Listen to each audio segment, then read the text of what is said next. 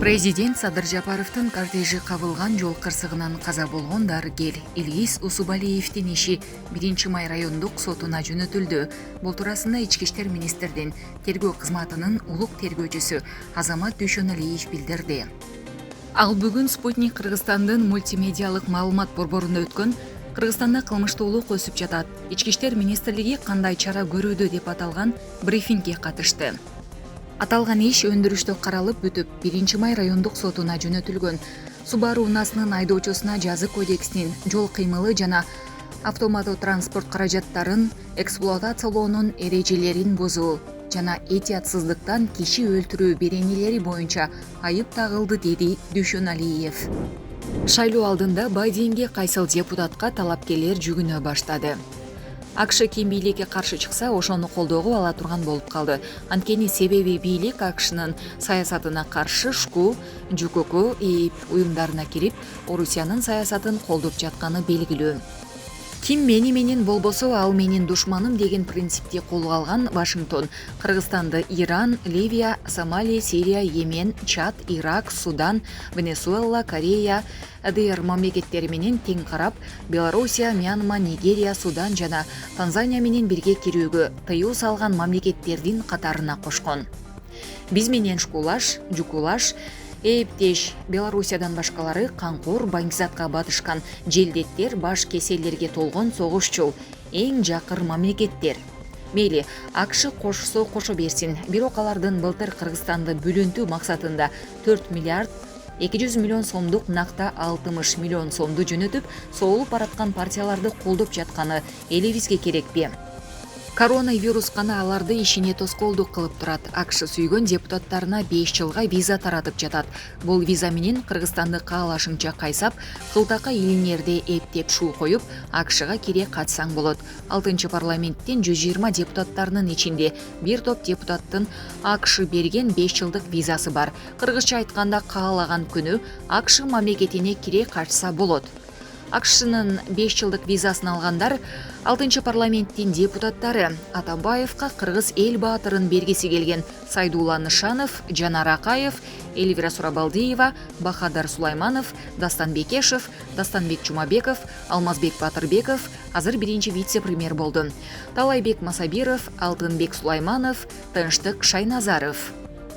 Эми буларга бирден токтоло кетели, анткени булар батыш менен кандайдыр жип менен байланган, балким аларга шпион болуп сөз тыңшап иштеп жүргөндүр. Жанар Акаев батыш дегенде акактап өлүп калуучу Азаттыкта иштеген депутат болгон соң америкалык дипломаттар менен көз жоосун алган, ресторандарда май чайнашкан. Алар менен чет элдик агенттер тууралуу ЛГБТны үгүттөөгө каршы ар кандай маселелерди талкуулап, АКШ тарапка ат тезегин кургатпай чапкылап турат. Учурда бийликти оодара тартам деп Өмүрбек Текебаевдин Ата Мекен партиясы менен шынаарлашып жүрөт. Эльвира Сурабалдиева, атасы экс-депутат Жыргалбек Сурабалдиевдин акчасына чалчаңдап, Улуу Британиянын Бристол университетинин эл аралык мамилелер адистигин алган, англисче шыр билет. Чет элдик өкүлдөр менен дайыма пикир алмашып, бирге чыгып, өзүн келечектеги парламентке өтүп кетиш үчүн аял затына койтуңдук кылып, ар дайым гендердик маселелер боюнча чыгып турат. Бизнестин бетин сыгып, Кудай берген баш болгон бизнесинде аял заттары бала чакасын бага алышпай отурушат. Көмөк көрсөтсө, ошолорго көрсөтө бербейби? Дастан Бекешев, батыш дегенде көздөрү жайнап кеткен Дастан мырза, сокурлар жана дүлөйлөр коомунан жогорку кеңешке келген. Чыр чыккан жерде митингдерде анын жүзү дайыма көрүнүп турат. Freedom House жана USAID-тин каржылык колдоосу менен уюшулган иш-чаралардан баткак менен чапкыласа да качпайт. Бийликке каршы өткөн реакция митингинин уюштуруучусу Жубайы Көкөбаева энеси Тандабаева менен 2018 жылдын декабрынан АКШда жашашат. Дастан Бекешев Кыргызстанды бүлгүнгө учуратып, аларга жетип барууга дайым-даяр. Азизбек Келдибеков, Назар Ньюс KG сайты. Ашхабадта ун тартыштыгынан улам ондогон наабайкана жабылды.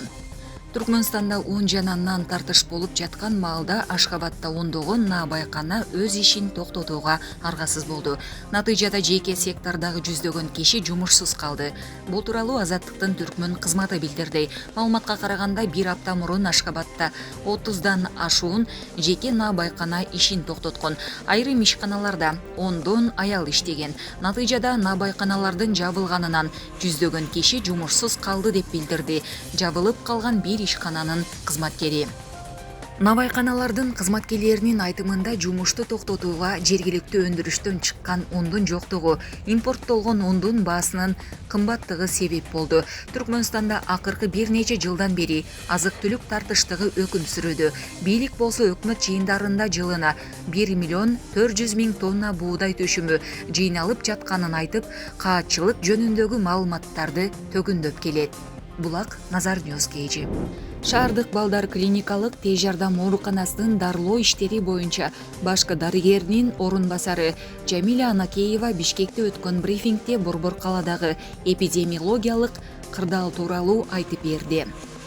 Анын айтымында, республикалык клиникалык оорукана COVID-19 астында иштегендиктен шаардык балдар ооруканасы былтыртан бери балдардын инфекциялык ооруканасынын функциясын аткарып келе жатат.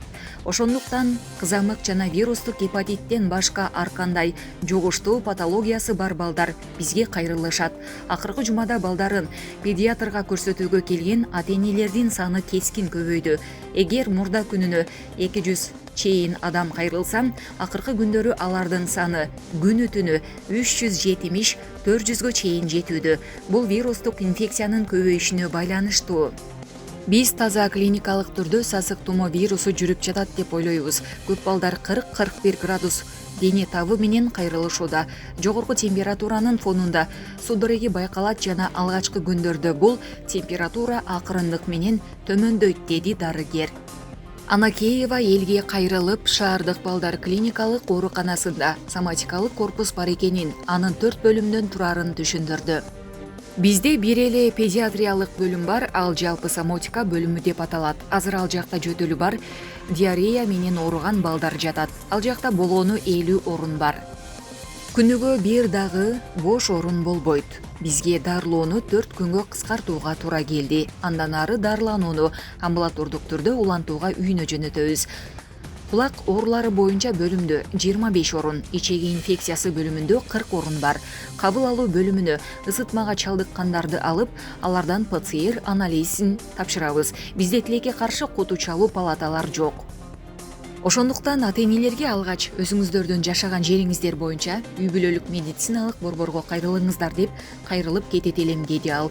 Анын айтымында, кайрылган 400 адамдын ичинен 10% гана ооруканага жаткырылышы керек. Ошондой эле ал куту чалуу палаталардын жоктугунан кабылдамага келген балдар ооруканада жаткан бейтаптардан корч вирустук ооруларды жуктуруп алары мүмкүн экенин белгиледи.